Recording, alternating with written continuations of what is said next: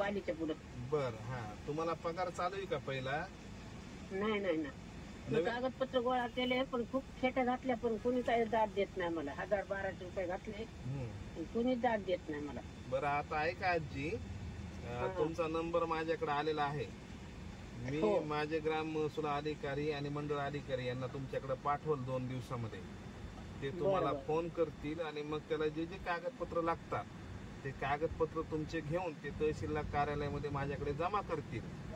Photo वगैरे लागेल का भैया? त्याला बघा, फोटो लागतो, तुमचं आधार कार्ड लागतं, राशन कार्ड लागतं, बँक पासबुक लागतं आणि मालक नाही तर मृत्यूपत्र. हा, विधवाचं तुम्हाला करायचं असेल तर मालकाचं मृत्यू प्रमाणपत्र लागतं आहे ना माझ्याकडे, आणि उत्पन्नाचं प्रमाणपत्र लागतं. उत्पन्नाचं प्रमाणपत्र नाही, कारण आम्ही मारवाडी ना, जैन मारवाडी, आपल्याला आधार कोणाचाच नाहीये ना. तुम्ही काळजी करू नका, आमचे ग्राम महसूल अधिकारी तुम्हाला कागदपत्र काढण्यासाठी मदत करतील. 6 महिने झाले मी खूप खेट्या घातले, 4 महिने, मग 2 महिन्यात आता दुखायला बी लागलं, मग सोडून गेला प्रश्न. ते म्हणलं जाऊ द्या, काळजी करू नका तुम्ही. कसं आहे म्हणलं, 1000 रुपये जरी मिळाले ना काका, आपल्या मेडिकल तेवढीच आपले संपर्क होतो. खरंय, आणि तुमच्या सारख्यांपर्यंत पोहोचण्यासाठीच हे व्हॉट्सअपचा नंबर मी सगळ्यांना दिलाय. ते पेपरला वाचलं मी आज, म्हणून म्हणलं ते नंबर म्हणलं बघावं, तर लावून तर लागला तर लागला बाय चान्स, नाही तर मग राहिलं. सुरू असतो नेहमी, मी तुमचं मदत करेन. प्रयत्न करायचं काम आपलं आहे. मग मागून मी नादच सोडून दिला, म्हणजे आता कुठवर जायचं नाही, आता उन्हामुळे जाणं होत नाही, येणं होत नाही माझं.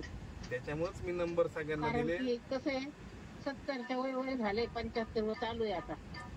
तुम्ही काहीच काळजी करू नका, माझे तलाठी किंवा मंडळ अधिकारी तुमच्याकडे येतील 2 दिवसामध्ये, तुमचा अर्ज भरून घेतील आणि तुमचा अर्ज येणाऱ्या बैठकीमध्ये मी मंजूर करतो. काळजी करू नका तुम्ही. काळजी घ्या. मी प्रशांत जाधवर बोलतो, नायब तहसीलदार बीड. बरं थँक्यू. काळजी घ्या, काळजी. जय हरी, जय हरी. साता ठेवा, जीवाची साता ठेवा. उन्हाची जास्ती टोपी बिपी घाला डोक्याला. नक्की नक्की नक्की, तुम्ही पण. कारण की कसं आहे, ऊन खूप, उन्हाळा खूप जबरदस्त आहे ना महिना. हो, तुम्ही पण. थँक्यू बोलल्याबद्दल, माहिती दिल्याबद्दल. वेलकम. पालीच्या पुढे बघा ते आरोग्य धाम म्हणून कुलकर्णीचं आहे. हा, नक्की माझे माणसं येतील आणि मला वेळ भेटला, माझ्या आता डीबीटी कॅम्प चालू, तर मी येईल तुमच्याकडे. हॉटेलवाले आहेत बघा ते. येतो तुमच्याकडे, येतो. बरं ठीक आहे, थँक्यू. राशन कार्ड दाखवलं, बँक पासबुक दाखवलं, मोबाईल आम्ही चेक केला, तुम्हाला याच्यामध्ये आम्ही OTP पाठवला, तो परत आमचा तिथं टाकला, 22. तुम्हाला आता याच्यामध्ये मेसेज आलाय डीबीटी आलंय म्हणून. तुम्ही पहिलेच नाका पुरले, आम्ही इथं आल्यानंतर तुमचं आम्ही लगेच डीबीटी करून दिलंय.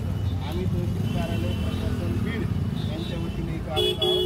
प्रशांत जाधवर, नायब तहसीलदार, माझे सर्व सहकारी आणि आमदार साहेबांच्या सूचनेनुसार आपण कार्यक्रम केले आहेत आणि शासनाच्या इथे आल्याकडे सत्कार करतो.